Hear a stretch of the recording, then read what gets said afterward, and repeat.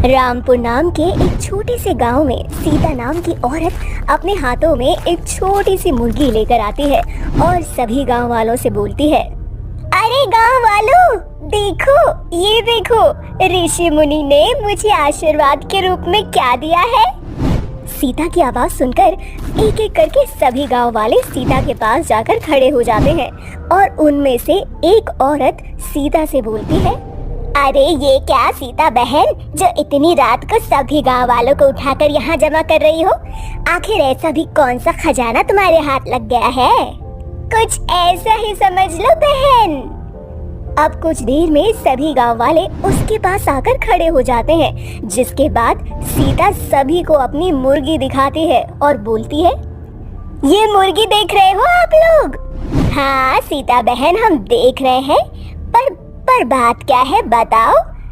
बहुत रात हो रही है, हम सबको सोने जाना है, बहुत नींद आ रही है।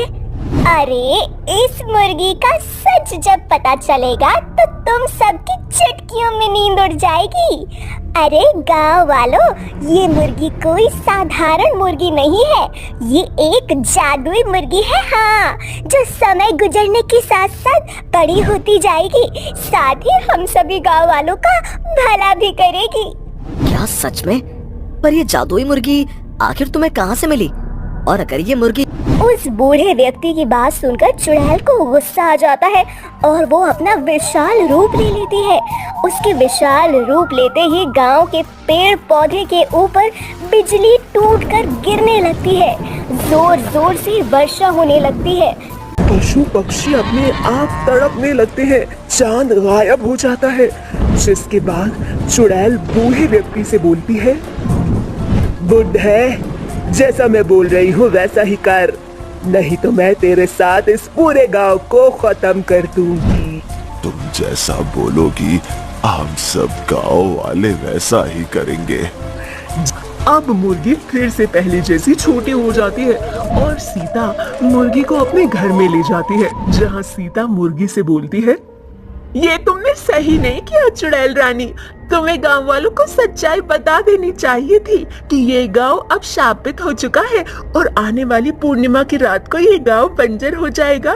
तुम यहाँ हम गांव वालों को बचाने के लिए आई हो, उस अघोरी बाबा से जिसने तुम्हें मारकर इस मुर्गी में कैद कर लिया है, और अब वो हमारे गांव वालों को मारने के लिए आ रहा है ताकि वो शक्तिशाली बन सके। सीता, मैं ये सच गांव वालों को नहीं बता सकती थी, इसीलिए मैंने ये सब किया। पर अब सभी गांव वाले तुमसे डरेंगे, तुमसे नफरत करेंगे और तुमसे दूर भागेंगे। मुझे ये सब मंजूर है, पर मैं इस गांव वालों को कुछ नहीं होने दूंगी। मैं एक जादूगरनी थी, मेरा काम ही था लोगों का भला करना। ये काम मैं मरने के बाद भी पूरा तो करूंगी ही करूंगी। और तुम्हें पता है, अगर मैं इस गांव वालों को बचा लेती हूँ तो मुझे मुक्ति मिल जाएगी और उस अघोरी को उसके किए की सजा।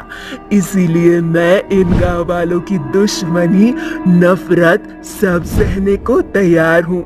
बस तुम मेरा साथ देती रहना सीता। जिसके बाद सीता चुड़ैल को कच्चा मांस खाने के लिए देती है और वो भी जाकर सो जाती है। अगली सुबह होते ही सभी गांव वालों की समस्या खत्म हो जाती है। ये देखकर सभी गांव वाले बहुत खुश होते हैं, परंतु जब विशाल जादुई मुर्गी को देखते हैं तो बहुत ज्यादा डर जाते हैं। ऐसे ही समय बीतता जाता है और अब सभी गाँव वाले जादुई विशाल मुर्गी से डरना बंद कर देते हैं और उसके साथ घुल मिल जाते हैं।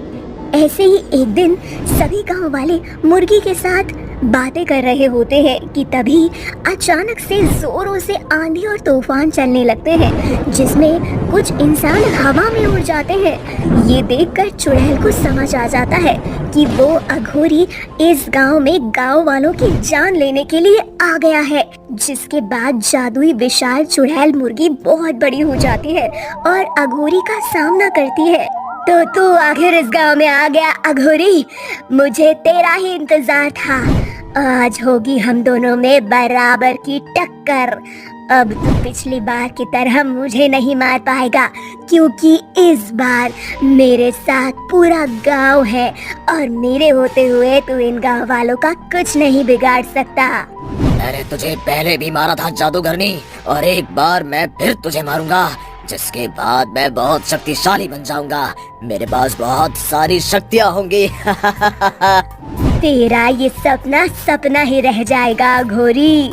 जादुई मुर्गी अपने जादू से एक पक्का मकान बना देती है और सीता से बोलती है, सीता तुम सभी गांव वालों को उस घर में ले जाओ और याद रखना कोई भी उस घर से बाहर ना निकले, क्योंकि जब तक तुम गांव वाले उस घर में रहोगे तुम लोग सेफ रहोगे। पर हम तुम्हें अकेला छोड़कर नहीं जा सकते मुर्गी। तुम मेरी चिंता मत करो, आज मैं इस अघोरी को खत्म कर दूंगी और खुद भी मुक्ति पालूंगी। चुड़ैल के कहते ही सीता सभी गांव वालों को लेकर उस घर में चली जाती है, जिसके बाद चुड़ैल अघोरी से काफी देर तक लड़ती रहती है और अघोरी को आखिरकार खत्म कर देती है।